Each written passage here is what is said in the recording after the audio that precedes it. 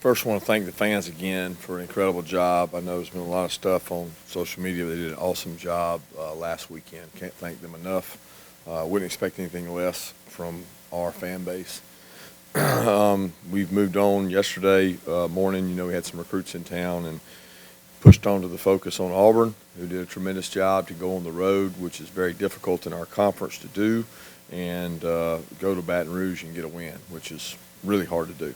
So excited to move on to these guys. I think Coach Harsin does a great job. He's got a really good staff. Those kids have bought in to their staff. Done a tremendous job. They've got one loss from a top 10 team on the road, and other than that, they played really good football. And that game was really tough and physical, and that was a tough environment to go into. We know our guys are getting ready to go into a very tough environment, which playing at Auburn is probably one of the toughest places to play in the SEC. Their crowd and fan base does a tremendous job with those elements, and it'll be key for our guys to keep calm in the storm, keep their composure, and play our best football against what I think is a very talented Auburn football team.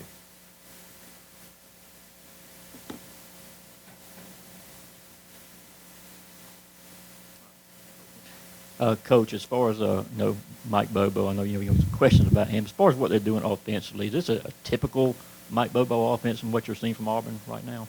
A lot of similarities to the things I see. Obviously, Mike has done a tremendous job in our conference in his career of taking his best players and finding ways to highlight their positives.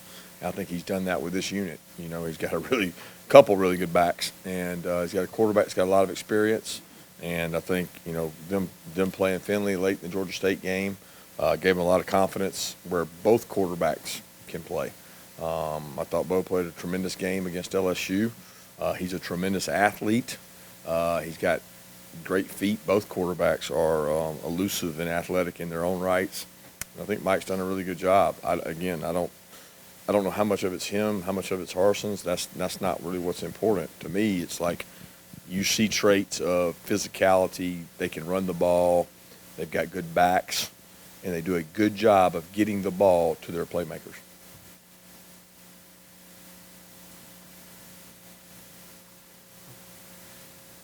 Obviously, running back depth is not a new thing here, but it jumps out that through 5 games you've already got 5 backs with 20 or more carries. Did you have any hesitation at all entering this season as you watch this develop that in your ability to demonstrate to distribute carries amongst as many backs as that?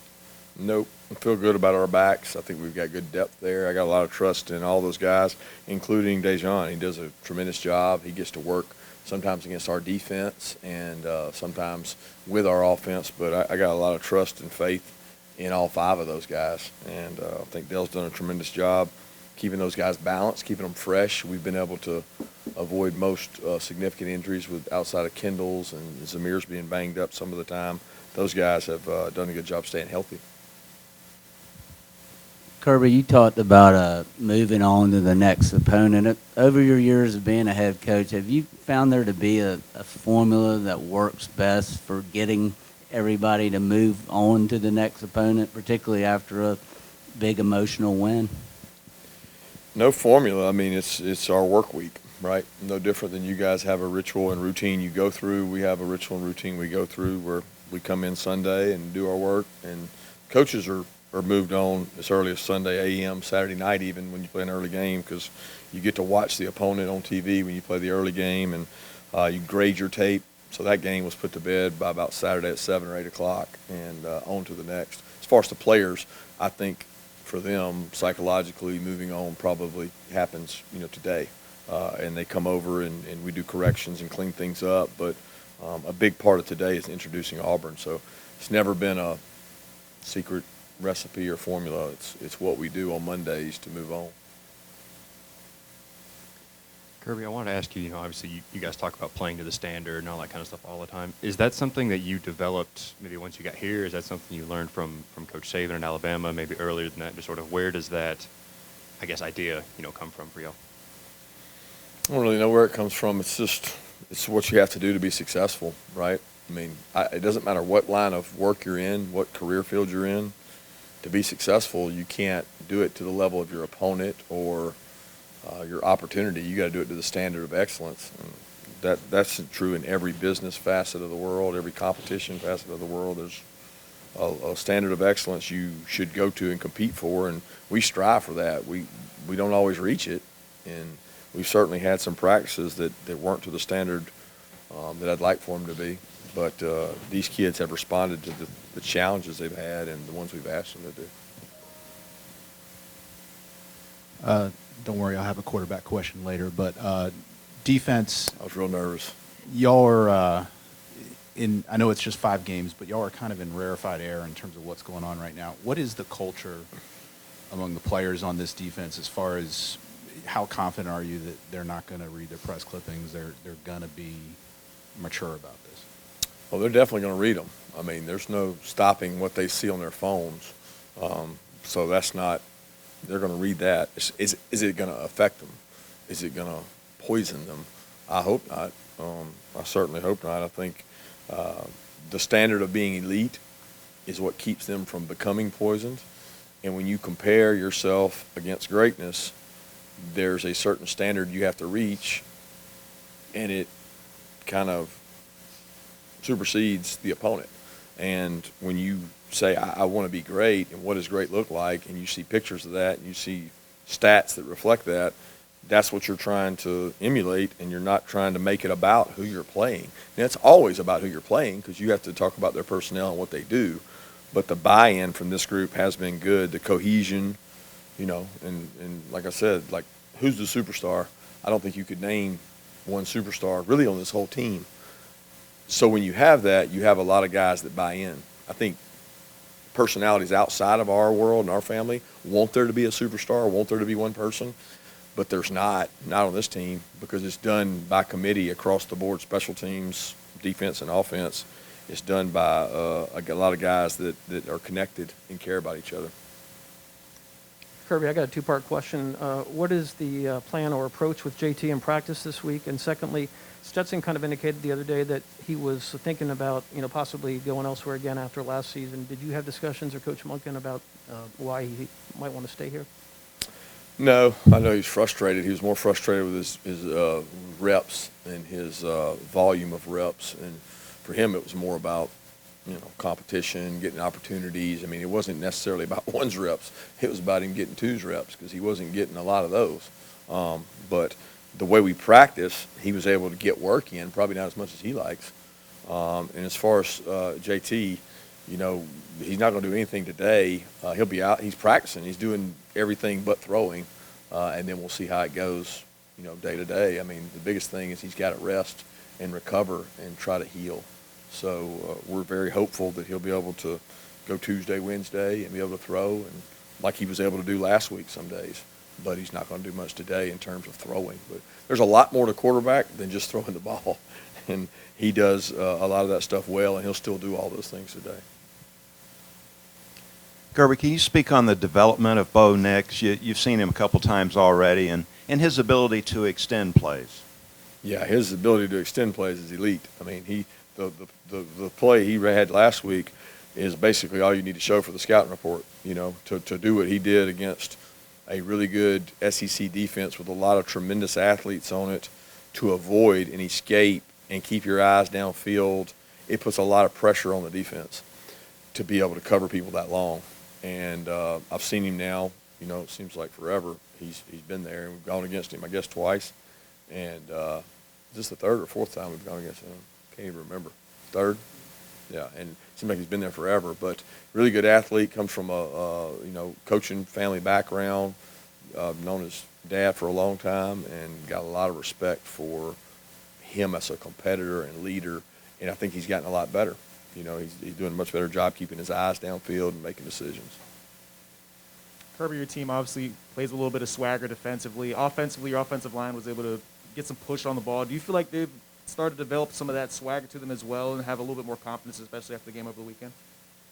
I think it meant a lot to them. There's a lot of pride in offensive linemen as a whole, and the pride is not usually how well do I pass pro, which they've done a good job of.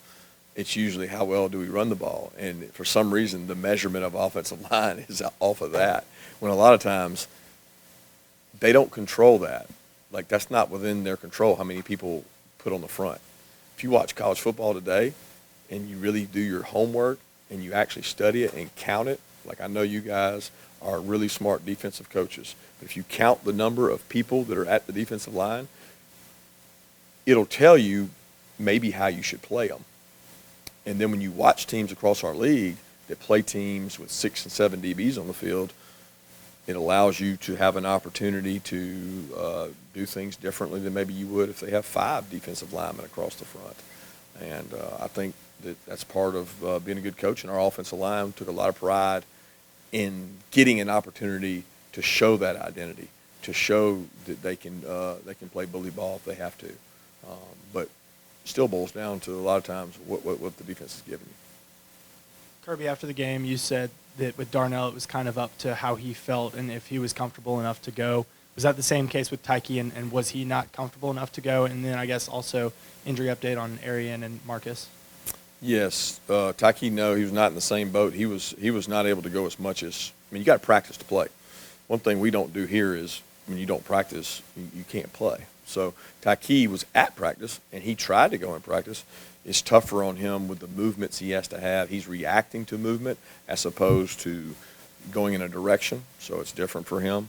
And he'll be the first to tell you he's not 100%, but he'll be the first to tell you he's trying his hardest to get back and pushing through. So we'll continue to work with him to be able to do that, and hopefully he'll be able to go. As far as those other guys, we're hopeful. Dom's has been a hamstring. It's been a nagging hamstring. He's going to warm up, loosen up today early, and then hopefully be able to get some reps. But whether he's 100% or not, I don't know. Arian the same way, and then Marcus Rosen the same way. They're all three much closer this week than they were last week, but none of them are for definite in. Coach, I did my research on the grade 1 lat strain, on Sunday, so I know how long it takes to have a player to recover. My question was, you said that. Well, tell me, how long does it take for one to recover? Well, what I understand is 2 to 3 weeks. So is that pretty much on? Well, considering he's had it for, a week and a half, because it's really how long it's been diagnosed and also how extreme. Because there's one plus. Ask Ron, he can give you 2-hour dissertation on it, and I've heard them all. But go ahead. Yeah. But my question was, you said that Ron had talked, I think, Dallas, maybe some other teams about treatment and stuff. Was there anything they learned about maybe an aggressive treatment for something like this, or just, again, one of those deals where rest is going to be the best medicine for him? Well, as there is in everything in the medical field, there's these people that think they can fix it really fast, but that's not necessarily the case. And I know it wasn't the case in Dax. And Dak was much more extreme than what JT's going through. And we did some more scans on JT's just to confirm what we thought it was and what we thought it was all along.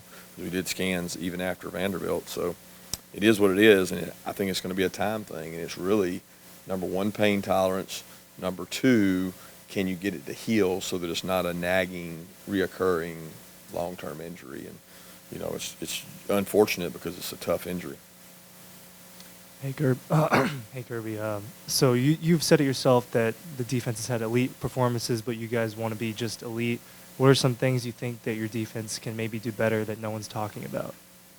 Well, one thing, we can force turnovers. We didn't force any turnovers, and that's what elite defenses do. So we were not elite in that category. The other thing is play tempo and continue to work on it.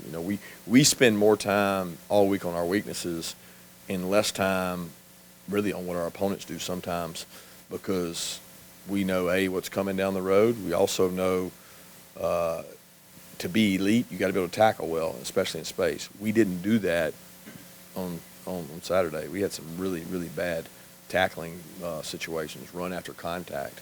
So we basically take the things we do the weakest, and we continue to work really hard on those so that we can be better prepared.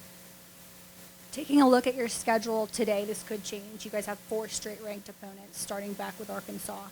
I looked since you've been here. I think that's only happened once for you guys, and I believe that was 2019, starting with LSU. Do you remember anything about that stretch, or can you just talk about how difficult it is to do like 4 games in a row like that, having to get up every single week? I mean, obviously you do no matter what. It's the SEC, but still. I agree with your later statement.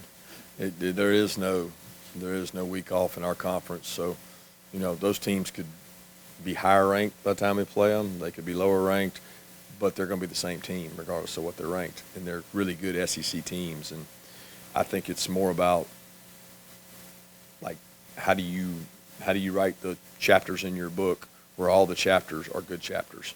You know what I mean? So we're trying to write a really good book, and we don't want a bad chapter in our book. So we're trying to write each individual chapter like it has a history and life of its own, and you do that by focusing on what's present now, and that's right now for us is Auburn. That's a good analogy, Coach. I want to ask you on offense, what's creating or what is stopping you from being an elite? I know that you, like you said, you kind of attack the weaknesses rather than harp on the great things. What did you see on offense that needs to be improved quickly? It's different every week, right? It depends a lot on what they do and what we're able to do. One of our big Achilles heels has been perimeter blocking. I thought our guys gave much better effort in forms of perimeter blocking so that we can be explosive in not only the run game but also in the perimeter throw game. We've had times we were elite throwing the ball down the field, which are never going to be 100%, but we haven't done it consistently. And I would argue that the only thing stopping us from being that on offense is ourselves. And how can we create enough depth? If you said the one thing that worries you and it's beyond anybody's control is depth at wide out. And it's just I've never been where you had 6, maybe 7 healthy receivers and you're playing 3 receivers down. So that part is not anybody's job to be elite more than getting guys healthy. Hey, Kirby, through 5 games this season, how has Coach Adai been getting to work with the DBs in his first season, getting used to this defense from West Virginia? Done a great job. He's got a great rapport with the players, a lot of energy on the field. I think the players respect his point of view and his ability to help them. He's also morphed into our defense and absorbed a lot of information. We have a lot of history when you walk in a room with Dan Lanning, Schumann, and myself and Trey Scott, who've been together for a long time. You can, the conversation can go really fast. And he's very intelligent, and he picks up on that, and he's been able to help us with things he's done in his past in the secondary. Kirby, obviously, Bo Nix has some great escapability in terms of his scrambling ability. How much freedom or direction do you give Stetson in terms of scrambling out of trouble?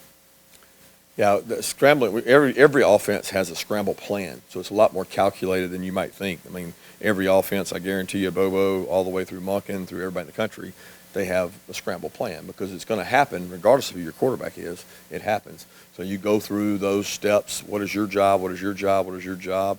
And you explain it. But it's not something that you control or manipulate.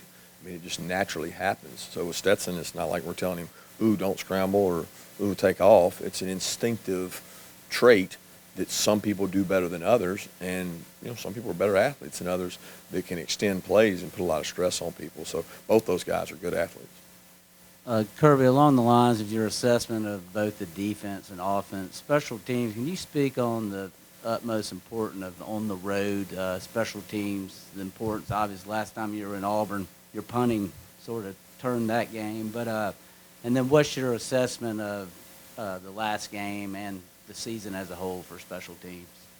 Yeah, special teams are critical on the road because usually that's a momentum play, we call them. So if you're trying to get the crowd out of it, you need a momentum play. And if you don't, then you're going to bring the crowd right back into it. So dominating special teams sometimes controls the momentum of the crowd. That's important on the road anytime. There's no bigger play than, having a kickoff return on the road because they just scored on you. And that's important that you gain field position back. As far as our guys, I've loved the effort and energy of our units. We haven't always played with the most intelligence in terms of undisciplined penalties. I'm very frustrated with that side of it, but I'd much rather have the penalties fighting and trying than not being in position to make those blocks. And we got to do a better job of not shooting ourselves in the foot with penalties. Take 2 more questions. Kirby, can I get your thoughts on first Julian Rochester, but secondly Devontae Wyatt? He misses a game, but then was just named the SEC Defensive Lineman of the Week. Give me your thoughts on both of those guys. Yeah, Julian's back out practicing with us. He's been down on the scout team getting work, trying to get confidence in his knee and feel good about it. I'm hopeful that he's able to contribute and help us. It's really tough at this point, as far down the road as we are, but he's a battler. He's a great kid, and he didn't gripe one bit about trying to get confidence. And he actually one of the guys that gave a great look of Arkansas's defensive line last week, and then Devontae last week. Kirby, what was the story behind D-Rob's transfer after the spring, and what have you seen from him so far this season? No real story. I mean, he wanted an opportunity to get more reps. He wanted an opportunity to play more, and felt like the opportunity was probably better there than it was here. And we didn't want to see D-Rob go. I've always thought a lot of D-Rob, and he'd gotten better and better. And the situation we're in now is because some guys decided to leave. That's why we're so thin, along with injuries. But I've wished D-Rob nothing but the best. Great young man. Respect him a lot, and he's been able to make a lot of good plays for them, a lot of big plays. Mike does a great job of using the skill set of the player that he has, and D-Rob's been able to make a lot of plays for them because of that.